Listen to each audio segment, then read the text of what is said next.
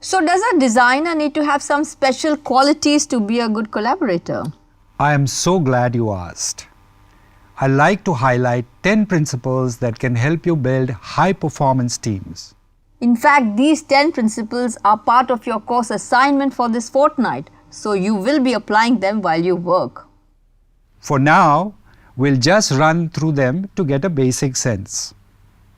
So let's say you have a project with a specific design goal or outcome, and you have managed to put together an appropriate team with the required skills, a team of say let's 5 members.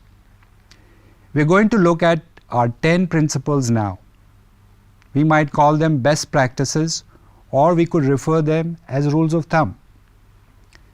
Today, collaborations and interactions have moved online. Team members can see each other's work and are expected to respond with rich interactions, critical inquiry, and clear communication as part of their online collaboration. So, the first principle is using online collaborative tools. There are several popular online collaboration tools available.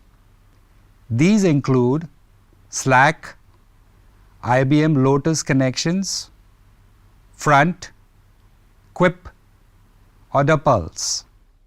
Are these very expensive? Some are proprietary. Others, like Slack, are based on free and open source software and cost nothing at all.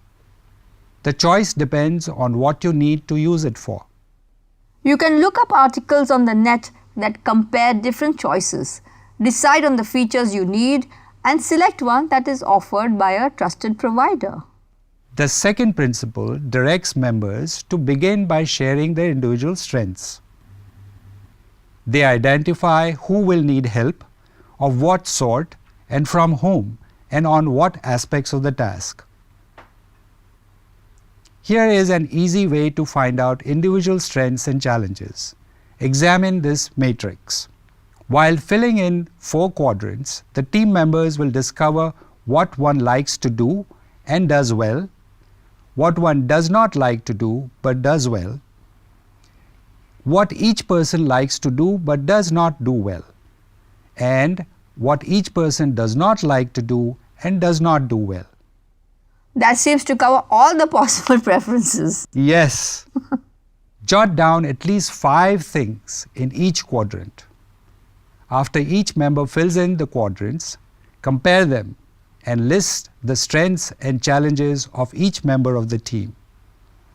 It becomes very clear which member loves doing something and does it well.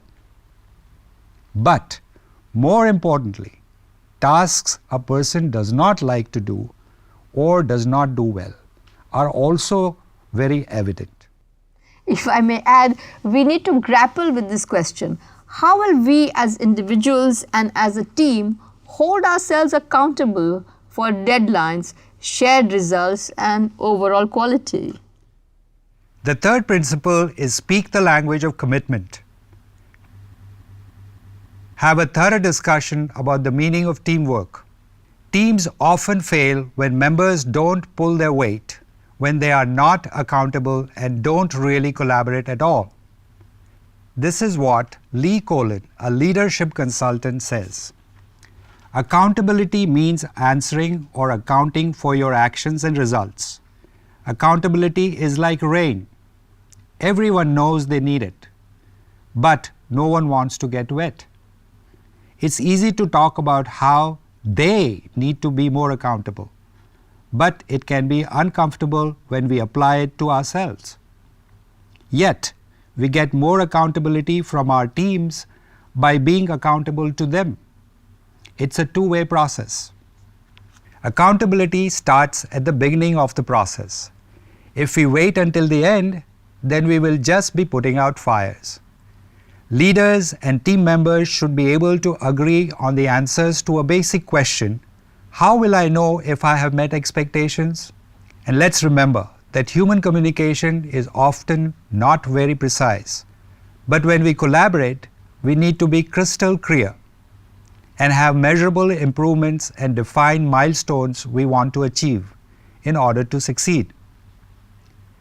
Accountable leaders help their teams by communicating 4 Ws. Oh, what are these? What, why, who, and when. What actions needs to be taken? Why is this action important? You must link the action to the bigger picture so that the person understands. Who is responsible? This must be clear so that there is no passing of the buck. When must be the task completed? Be specific about when you want results. Saying next month or by second quarter is too vague. The fourth principle is set the rules. Have members agree on norms or a contract which defines each person's role. Have specific remedies for situations in which members do not live up to the agreements. For those who seem incapable of teamwork, but whom you cannot do without, you might have to make special arrangements to accommodate them. But this should be the exception, not the norm. The fifth principle is prepare yourself to fall apart. Yes, that's right. It is essential that the team members feel safe to take risks and communicate openly. And yet things can and often do go wrong. Teams may start off feeling inspired and unified, but later discordant personalities emerge, agreements get broken, and suddenly everything is turned upside down.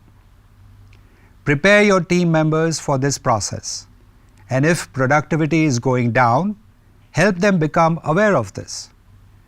Reserve time in each team member's schedule for people to sort out any differences and to regroup and reassess how things are.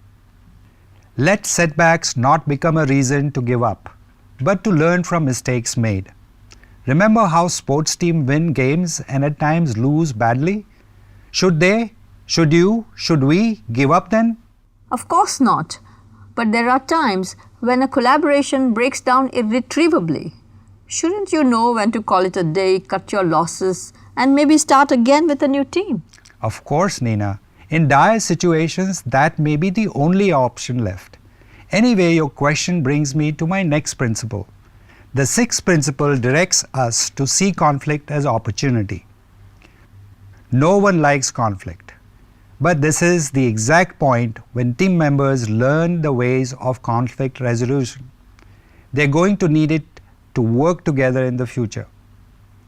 We must all learn the language of constructive feedback and the golden rule of good listening. Are you really listening or just waiting to air your own response? Often one can avoid difficulties later by having team members practice these methods at the beginning of a project. Ever see red? It's called being defensive, and turns out it is the single greatest inhibitor to true collaborations.